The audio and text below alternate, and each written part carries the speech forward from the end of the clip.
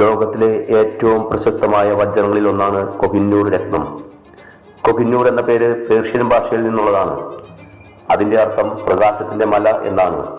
നൂറ്റാണ്ടുകളായി രാജാക്കന്മാരുടെയും സാമ്രാജ്യങ്ങളുടെയും കൈകളിലൂടെ സഞ്ചരിച്ച ഈ വജ്രം ഇന്നും ലോകത്തിന്റെ ശ്രദ്ധ പിടിച്ചു പറ്റുന്ന ഒരു ചരിത്ര വസ്തുവാണ്. ആദ്യകാലത്ത് ഈ വജ്രം ദക്ഷിണേന്ത്യയിലെ കാകതീയ രാജവംശത്തിന്റെ കൈവശമായിരുന്നു എന്നാണ് കരുതപ്പെടുന്നത്.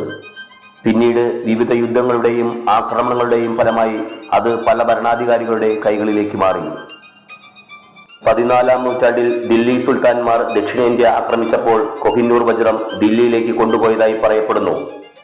അവിടെ നിന്ന് അത് മുഗൾ സാമ്രാജ്യത്തിന്റെ ഭാഗമാകുകയായിരുന്നു. മുഗൾ സാമ്രാജ്യത്തിന്റെ കാലത്ത് ഈ വജ്രം അതിന്റെ ഏറ്റവും വലിയ പ്രസിദ്ധി നേടി.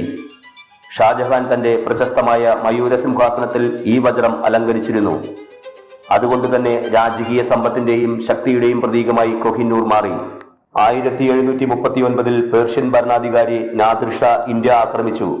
ദില്ലി കീഴടക്കിയ ശേഷം അദ്ദേഹം മയൂര സിംഹാസനമടക്കം നിരവധി നിധികൾ സ്വന്തമാക്കി.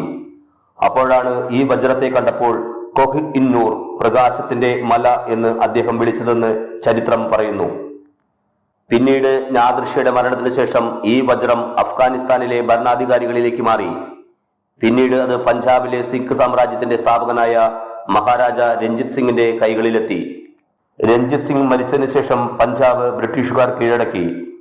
1849 British East India Company Punjab കൈവശപ്പെടുത്തിയപ്പോൾ കൊഹിന്നൂർ വജ്രം ബ്രിട്ടനിലേക്ക് കൊണ്ടുപോയി. പിന്നീട് ഈ വജ്രം ബ്രിട്ടന്റെ ക്വീൻ വിക്ടോറിയയ്ക്ക് സമർപ്പിക്കപ്പെട്ടു.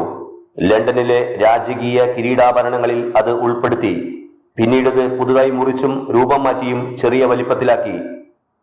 ഇന്ന് കൊഹിന്നൂർ വജ്രം ലണ്ടനിലെ ടവർ ഓഫ് ലണ്ടൻ എന്ന സ്ഥലത്ത് ബ്രിട്ടീഷ് ക്രൗൺ ജുവൽസിന്റെ ഭാഗമായി സൂക്ഷിച്ചിരിക്കുന്നു. ലോകമെമ്പാടുമുള്ള സന്ദർശകർ ഈ വജ്രം കാണാൻ അവിടേക്ക് എത്തുന്നു. എന്നാൽ ഈ വജ്രത്തെ ചുറ്റിപ്പറ്റി ഒരു വലിയ വിവാദവും നിലനിൽക്കുന്നു. ഇന്ത്യ, പാകിസ്ഥാൻ, അഫ്ഗാനിസ്ഥാൻ തുടങ്ങിയ രാജ്യങ്ങൾ ഇത് തങ്ങളുടെ ചരിത്ര സമ്പത്താണെന്നും തിരികെ നൽകണമെന്നും പലവട്ടം ആവശ്യപ്പെട്ടിട്ടുണ്ട്.